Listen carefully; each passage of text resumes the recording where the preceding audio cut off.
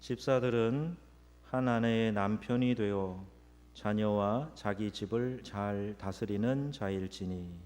아멘. 함께합니다. 집사들은 한 아내의 남편이 되어 자녀와 자기 집을 잘 다스리는 자일지니. 결혼 생활이 파국으로 치닫던 한 부부가 있었습니다. 그들은 서로에게 깊은 상처를 주었습니다. 남편은 아내가 좀 더 부드럽고 상냥하고 이렇게 친절하지 않다고 생각하고 거기에 대해서 그런 여성을 만나지 못한 것에 대해서 후회스러워했답니다. 한편 아내는 더 책임감이 있고 강하고 활동적인 남자를 만나지 못한 것에 대해서 늘 불만스러웠다고 합니다. 여러분도 이 얘기를 하는데 많이 공감하시는 것 같은 표정을 지으시고 고개를 끄덕이는 분이 계시는 것 같은데요. 옆에 남편이 계시고 아내가 계시면 한번 쳐다보세요. 여러분 불만은 뭔가? 나는 내 남편이 이랬어야 되는데 왜 이 사람한테 넘어가서 결혼을 해갖고 이 고생길에 들어섰는가? 혹시 그런 생각이 드시나요? 그런데 어느 날 이 두 부부가 아주 밝은 미소로 얼굴이 환해졌다는 거예요. 그래서 이웃 주민들이 그들에게 물어봅니다. 금실이 좋아진 특별한 비결이 뭐요? 이렇게 물어봤어요. 그랬더니 이들 부부가 대답을 합니다. 우리 부부는 서로를 향해 다음과 같이 고백하기로 작정을 했습니다. 어떻게 고백하냐 하면, 그래서 당신을 사랑하고 그럼에도 불구하고 당신을 사랑합니다. 이렇게 고백하기로 했다는 거예요. 자, 옆에 있는 분하고 한번 그렇게 해보시기 바랍니다. 그래서 당신을 사랑하고 그럼에도 불구하고 당신을 사랑합니다. 네, 그래서 사랑하고 그럼에도 불구하고 사랑합니다. 이 고백을 하고 난 다음부터 서로에게 완벽한 기대나 무리한 요구를 하지 않게 되고, 그리고 서로를 먼저 이해하려는 노력을 하게 됐다. 그래서 이렇게 사이가 다시 회복되고 좋아졌다. 그런 얘기였습니다.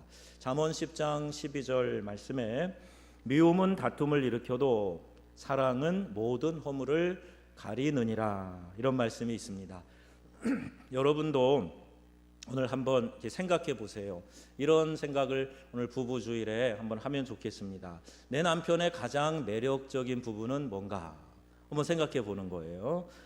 내 아내의 가장 예쁜 곳은 어디인가? 그것도 한번 생각해 보세요. 아마 이따가 특성하시는 분은 사회자가 물어볼 거예요. 네, 그럴 때 어디가 예쁘냐고 물어볼 때 마음이요 이렇게 하지 마시고 구체적으로 신체에서, 그것도 어디가 예쁜지, 뭐 얼굴이요 그러지 말고 눈, 코, 입, 귀 중에 어디가 예쁜지 구체적으로 얘기하셔야 됩니다. 일단 심사 기준을 말씀드리겠지만 대중의 반응이 좋아야 돼요. 그리고 처음 만나서 사랑을 고백한 장소가 어딘가, 이것도 한번 생각해 보시고, 남편의 사랑 고백을 받아 보았는가, 이것도 생각하셔야 돼요. 그래서 부부간에 이게 말이 맞아야 됩니다. 또 아내와 남편과 결혼을 결심한 이유가 뭔가, 이것도 한번 오늘 생각해 보시면 좋겠습니다. 그리고 생각하다 보면요, 우리가 추억의 사진첩만 들추어 봐도 과거에 있었는데 이렇게 덮어져 있던, 최근에 잘 생각하지 않는 그런 아름다운 추억들이 막 되살아납니다. 네, 결혼은요 사랑의 약속입니다. 그리고 사랑은 곧 희생입니다.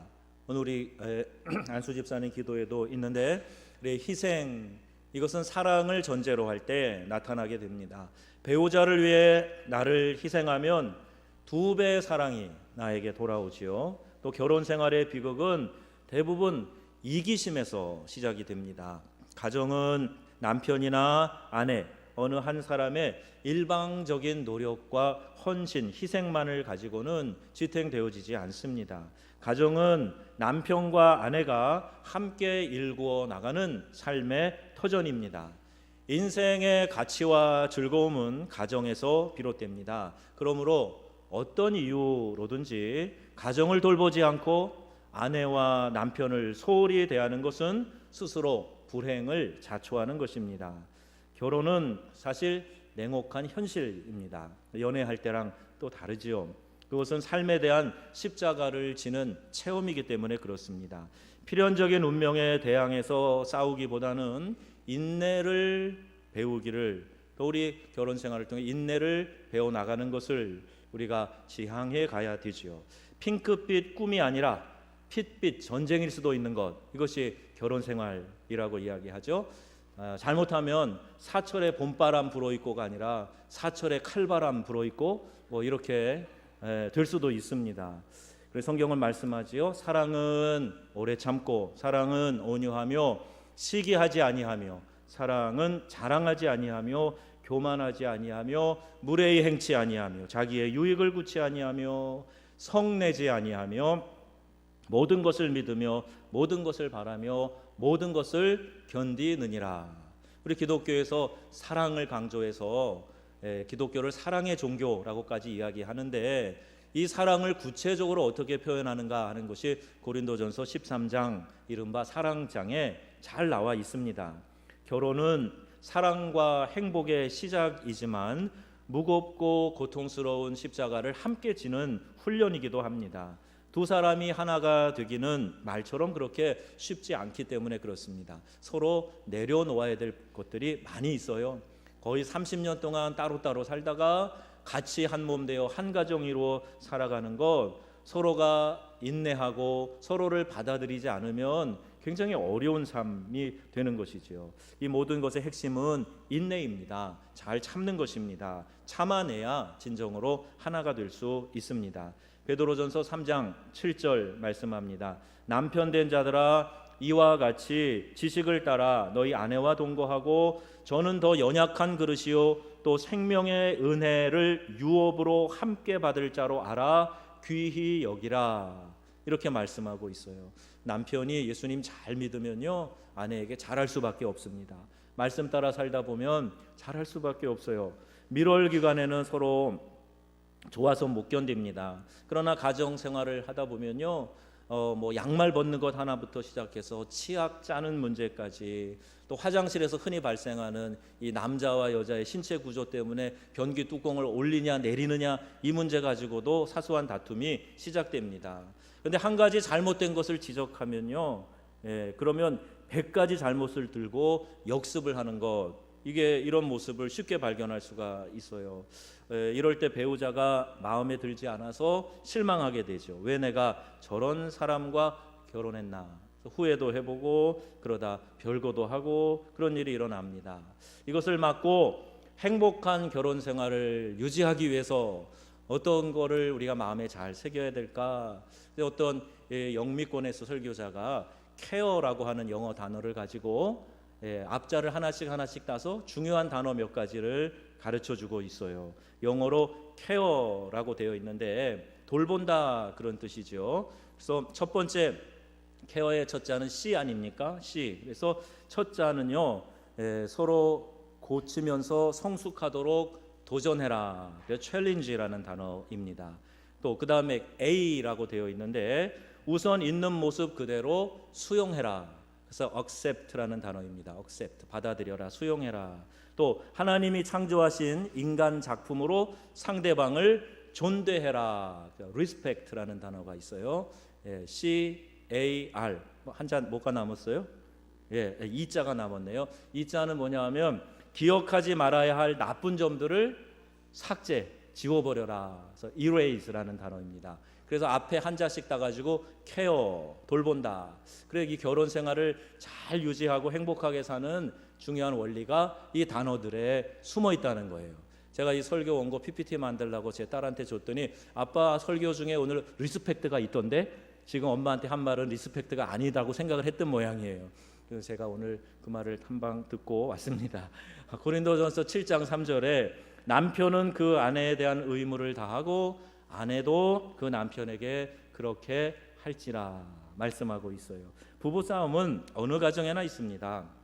따라서 부부싸움을 하지 않는 가정이 건강한 가정이 아니라 부부싸움을 슬기롭게 하는 것, 이게 건강한 가정, 이게 진짜 지혜로운 가정이지요. 잠언 12장 4절 말씀 우리 함께 읽어보겠습니다. 잠언 12장 4절입니다. 어진 여인은 그 지아비의 면류관이나 욕을 끼치는 여인은 그 지아비의 뼈를 썩음같게 하느니라 그랬어요. 또 잠언 25장 24절에는 다투는 여인과 함께 큰 집에서 사는 것보다 움막에서 혼자 사는 것이 나으니라, 이런 말씀이 있습니다. 저는 신혼 초에 이 잠언 25장 24절이 자주 묵상이 되더라고요. 움막에서 혼자 살라, 그게 더 낫다, 그런 성경 말씀이 막 피부에 와 닿더라고요. 실감이 막 났습니다. 왜 그런 눈으로 쳐다보십니까? 저만 그러나요?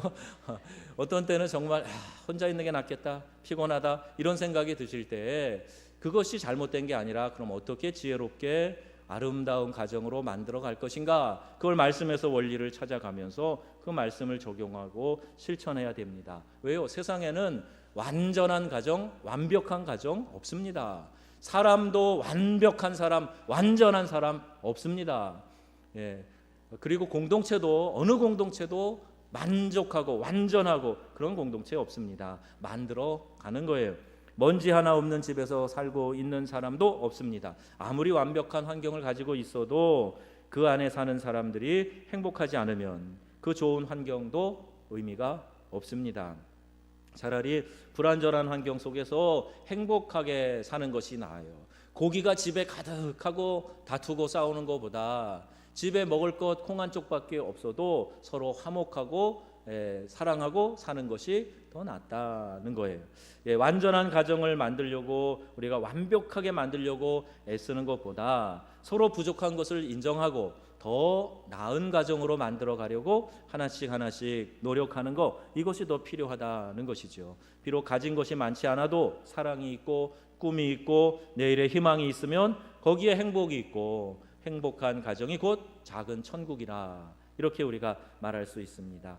성경은 말씀합니다. 잠언 5장 18절 19절 혹시 나옵니까? 같이 읽겠습니다. 시작. 내 샘으로 복되게 하라. 내가 젊어서 취한 아내를 즐거워하라. 그는 사랑스러운 암사슴 같고 아름다운 암노루 같으니 너는 그 품을 항상 족하게 여기며 그 사랑을 항상 연모하라. 아멘. 하나님의 말씀입니다.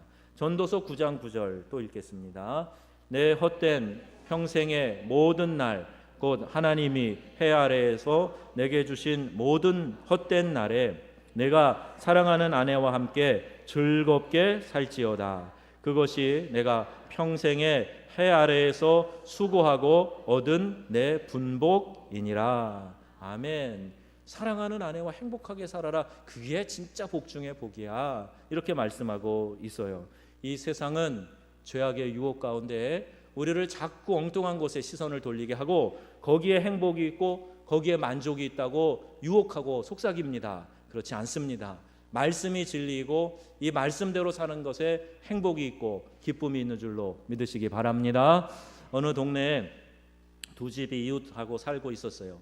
한 집은 시부모님을 모시는 대가족이었고 한 집은 젊은 부부만 사는 단란한 가정이었습니다. 그런데 이상하게 대가족을 이룬 가정은 항상 화목해서 웃음꽃이 피는데 이 부부만 사는 가정은 오히려 항상 부부싸움이 잦았다는 거예요. 그래서 부부는 이웃집의 화목한 모습을 보고 의문을 갖고 또 물어봅니다. 어떻게 당신 집은 그렇게 어른들도 모시고 살고 할 일도 많고 그럴 텐데 그렇게 행복하게 웃음 떠날 줄 모르고 그렇게 사시오. 비결을 좀 얘기해 주시오. 이렇게 부탁을 했어요.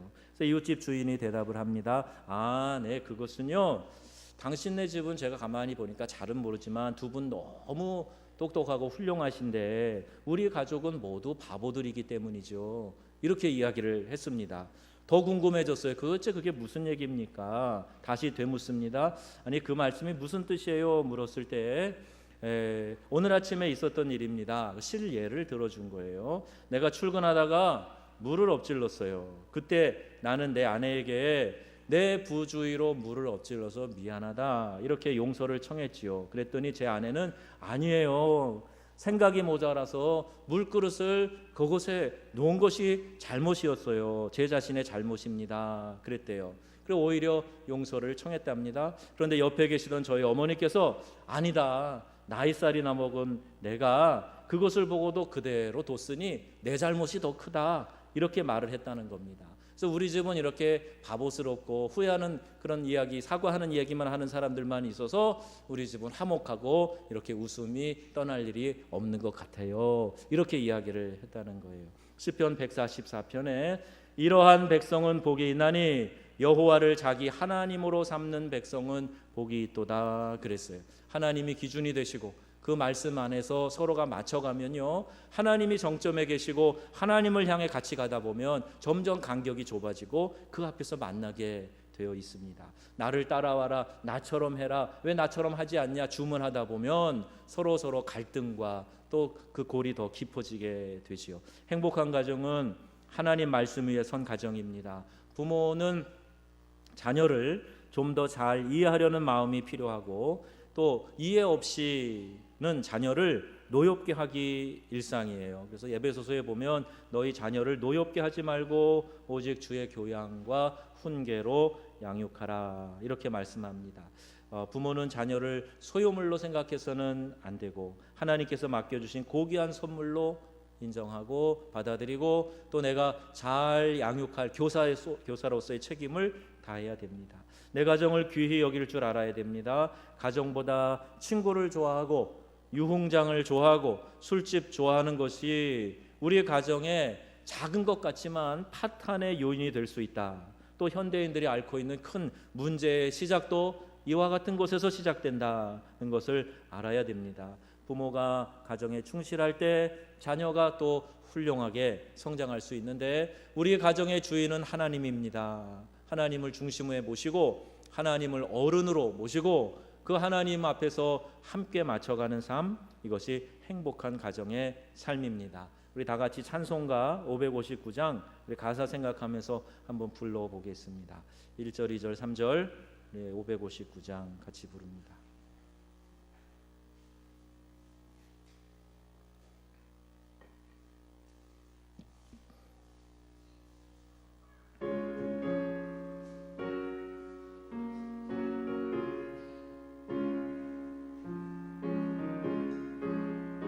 우리 가사를 잘 생각하시면서 한번 더 부릅니다. 사철에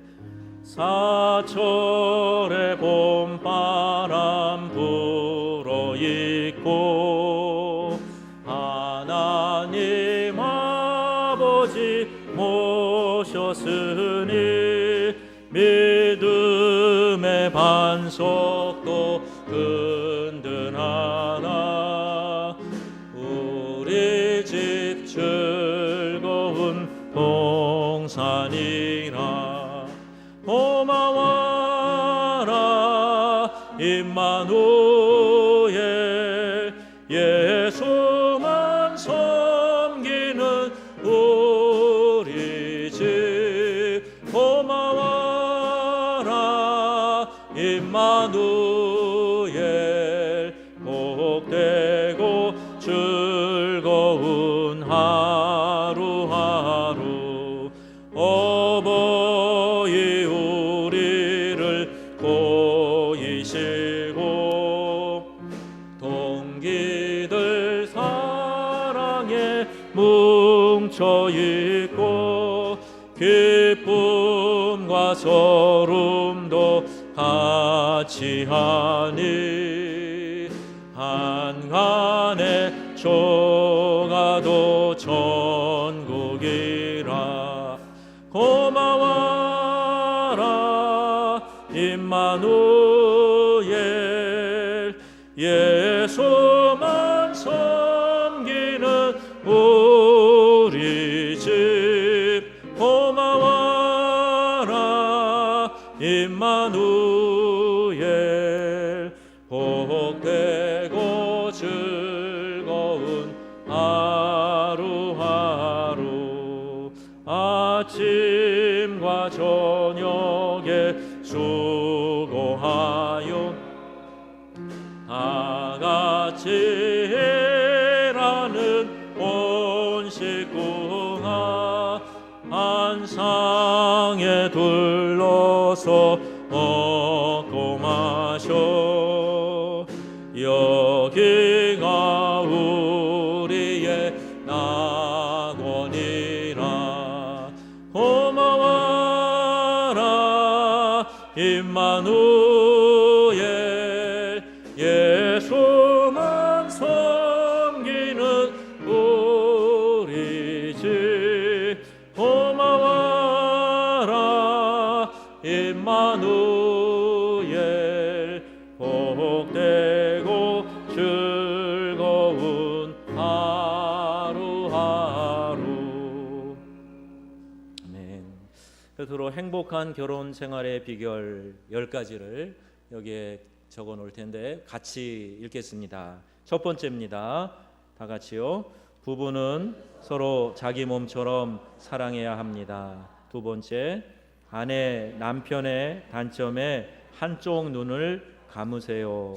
세 번째, 서로 양보해 주세요. 네 번째, 자기 자신을 부인해야 합니다. 다섯 번째, 상대방을 칭찬해야 합니다. 여섯 번째, 깍듯이 예절을 지키십시오. 일곱 번째, 서로를 향해 정직해야 합니다. 여덟 번째, 열린 대화를 해야 합니다. 아홉 번째, 삶을 즐길 줄 알아야 합니다. 마지막 10번째입니다. 다 같이 창조주 하나님을 섬겨야 합니다. 부부 10계명이라고 생각하시고 여러분들에게 톡으로 보내드릴 테니까 꼭 기억하시고 자주 생각하시고 행복한 가정 부부 생활 되시기를 축복합니다. 우리는 절망적이고 부정적인 환경을 원망하지 말고 말씀대로 적극적으로 대처해 나갈 때 행복한 가정을 이룰 수 있다는 사실을 명심하시고, 이미 사이가 조금 벌어져 있고 별로 그렇게 좋지 않은 그런 관계 감정이 있다고 할지라도 다시 회복해가고 다시 사랑으로 하나 되는 가정들로 세워져 가기를 주님의 이름으로 축복합니다. 아멘.